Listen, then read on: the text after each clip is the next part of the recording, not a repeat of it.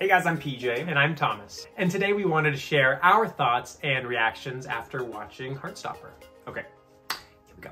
Just as a warning, this video will contain spoilers, so if you have not watched Heartstopper in its entirety, turn this off, go watch it, then come right back and we will continue this discussion. Heartstopper is a British coming-of-age young gay romance series that is written and created by Alice Oseman based on the graphic novel of the same name that she also wrote. And it centers around Nick and Charlie. And Charlie Spring is this like adorable, lovable high schooler who is very sweet. He is out in the show. It's revealed, or it's alluded to, that it was not really his choice to come out, which kind of gives the impression that he was outed. And he's had a rough year before we meet him. Yeah, so the year before the show timeline takes place was a bad year. It was. He dealt with a lot of bullying. Without our sponsors, we wouldn't be able to make these videos, so we wanted to take a quick second to thank today's sponsor. We have moved quite a few times in our lives, so we know that moving should be fun and exciting and not stressful. You know, when you're moving, you have enough to worry about. The last thing that you need or want to worry about is setting up your home internet. And that is where Verizon 5G home internet comes in. It's a very easy, simple self-setup. There is a risk-free 30-day satisfaction guarantee. And of course, a huge plus is that it is affordable. Plans start at $25 a month. So with all of the things to consider on moving day, Verizon 5G home internet makes things a little bit easier for you. You can check out the link in our description below to learn more. So he's in a new class this year, and his teacher assigns him a seat next to Nick Nelson, who is like the star rugby player. He's like super popular. He's so cute.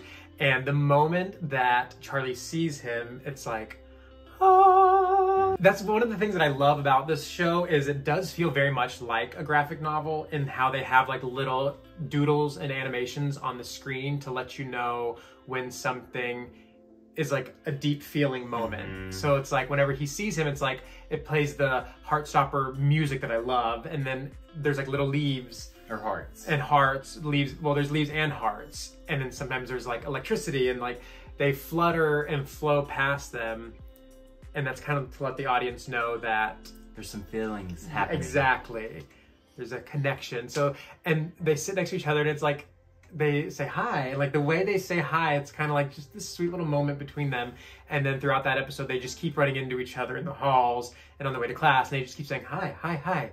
Charlie immediately develops feelings for Nick, but Charlie's under the impression that Nick is very much straight. And so he just thought it was kind of like a one-way street, and that Nick would never feel the same way back. But over the course of the episode, they keep talking more, and there's like these little things that keep happening that they're experiencing together. And then again, there are Your hands just started. Oops. That was my hands. There's a point in the episode where Charlie's like not boyfriend, like secret boyfriend, they're kind of keeping it a secret, is kind of harassing him in the hall. And, you know, Charlie's saying like, leave me alone, get away. Nick overhears, and he steps in and he kind of saves the day. And so, and then they both are kind of like messaging each other at the end of the first episode. And so you're kind of like, oh wait, maybe there is something there. It's really just this really sweet show about Nick and Charlie, and like, are they developing feelings for each other? Are they not? Will those feelings be reciprocated? And then it also kind of deals with the lives of Charlie's friends, who are kind of going through their own relationship issues and figuring, you know, their own stuff out. These episodes are like 27 minutes long. They're so easily digestible. We binged the whole series in 2 nights. And there's only 8 episodes, sadly, hoping for a season 2.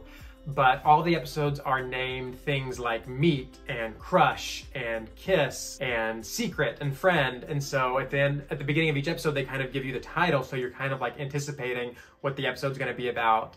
And it's fun how they all came together. And I don't know, I think the thing that separates this show from other young queer shows like Love, Victor or Euphoria or Sex Education or things like that is this is just like a happy show.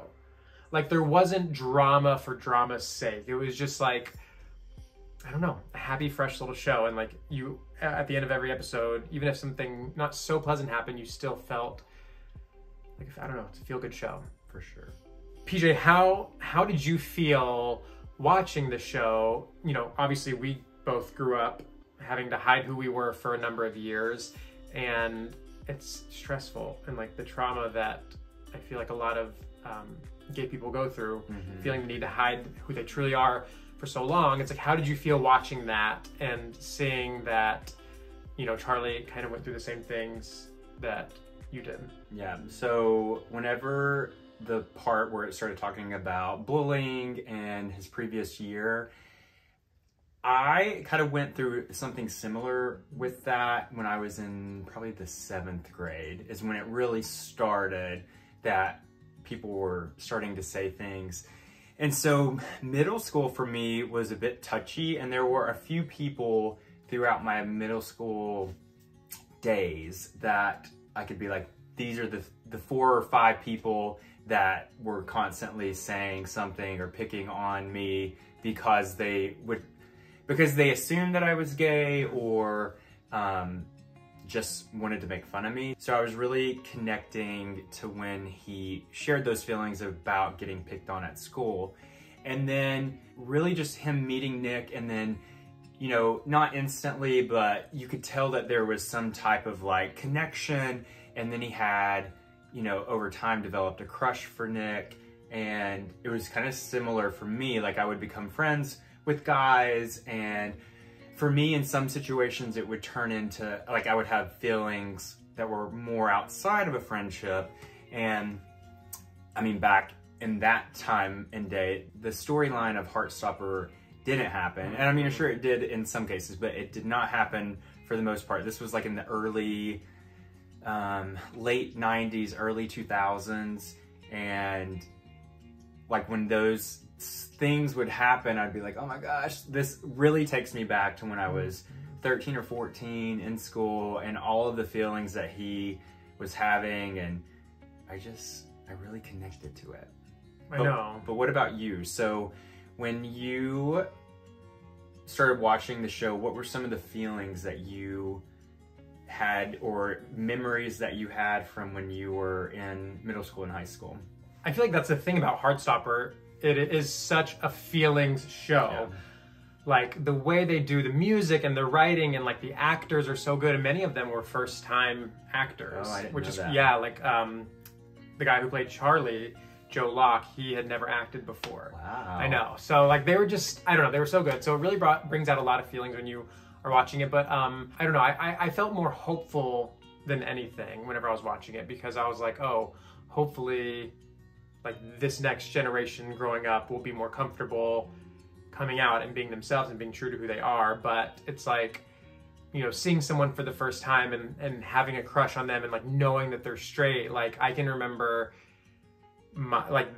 being in 7th grade, you mentioned 7th grade, and there was this boy in the grade above me who was in 8th grade, like a big 8th grader, and I like loved him and like had a huge crush on him. And it does seem like those types of things only happen in the movies and then the TV shows. And sometimes you have to wait for your happy ending a little bit later in life. So you broke down the main characters in the show, but how do the supporting actors, so the best friends and the friends of the friends, and then like the villain, which would be the Harry. Yeah. So how would you describe how they interact with the main characters, and what did they bring to the show? That is a good question. I loved the supporting cast. I felt like everyone was very well rounded, and I felt like all of their characters were very well developed. So Tao is Charlie's best friend. He's like a super protective, which is really sweet, friend who's kind of getting annoyed whenever Nick and Charlie start getting close together. And he's like, you know, Charlie, be careful. I don't trust him. He's not in it for the right reasons. And then they have their other best friend, Elle, who is a trans student. She used to go to the all-boys school, but then transferred over to like an all-girls school that are they kind of do like field day together and dances together and things like that. The fourth member of their friend group is Isaac. I don't know if they give him more in the graphic novels, but he was mostly just there for like funny one-liners and reading books, which apparently one of the books he was reading was one of Alice Oseman's novels in the thing. That was a nice little Easter egg they threw in there. And then it also kind of focuses on two friends at Elle's all-girls school that she goes to, Tara and Darcy, who are girlfriends, which is... Well, you don't know that in the beginning. That's true. That's true. At first, they kind of look like they're just best friends, and then Elle kind of discovers and asks them, she's like, are you guys together?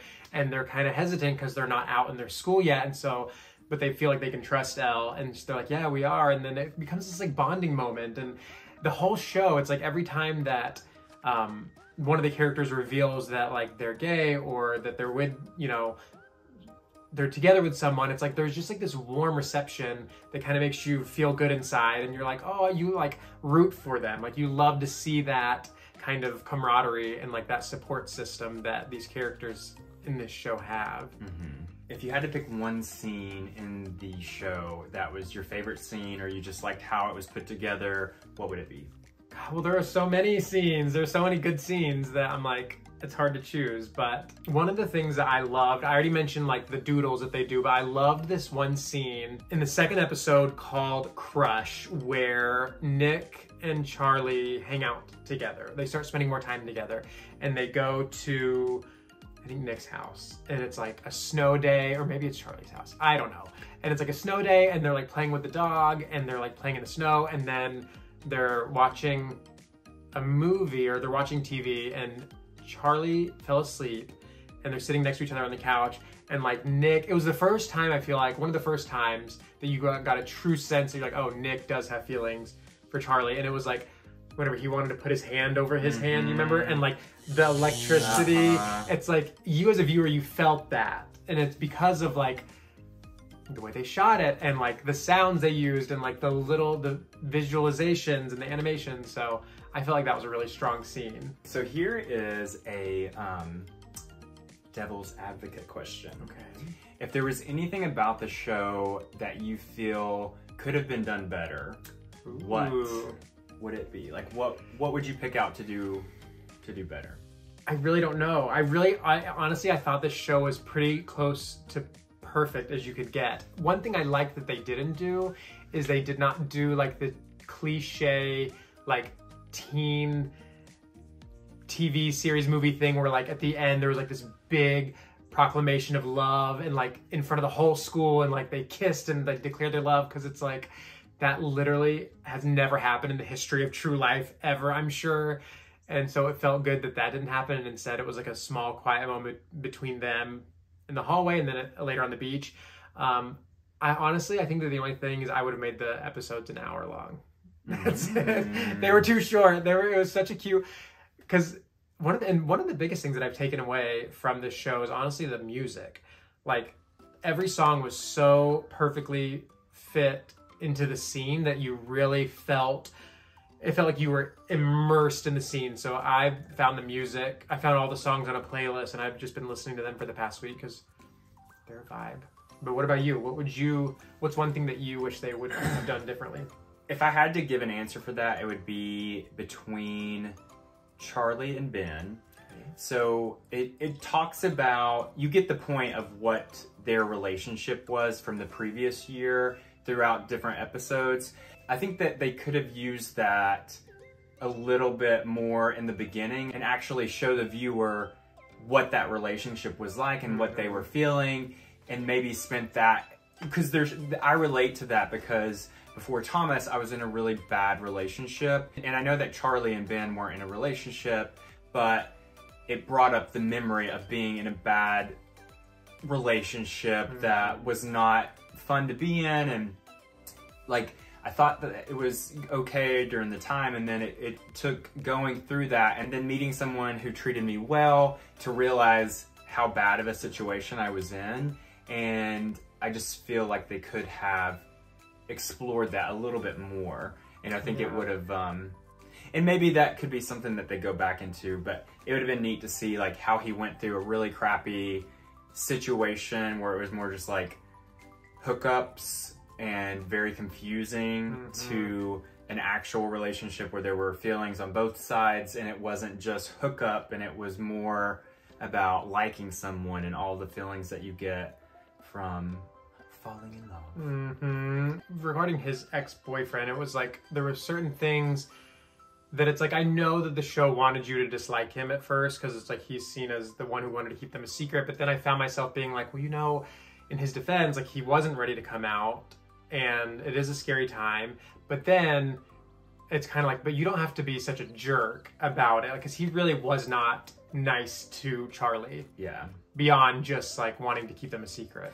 Yeah, there were definitely times where you felt for him, because whenever Charlie started to pull away and was like, I don't want to hang out with you anymore, there was the one scene where he was definitely too aggressive, like trying to talk to him, which I don't agree with, but it is, he's also someone going through a hard time in life, and maybe due to like family around him, he's just reacting to being gay differently than others. Right. And there's moments where he is like almost begging Charlie back and like, talk to me, and doesn't want to lose him, that you feel for him. Yeah. But then overall they end it with him just kind of being a douchebag. 100%. But maybe a spinoff with him and how he ended up to where he is and how he ends up where he's gonna go would be a That's a cute idea. I know, I'd love to see. He's a cute guy. He's a cute kid, so.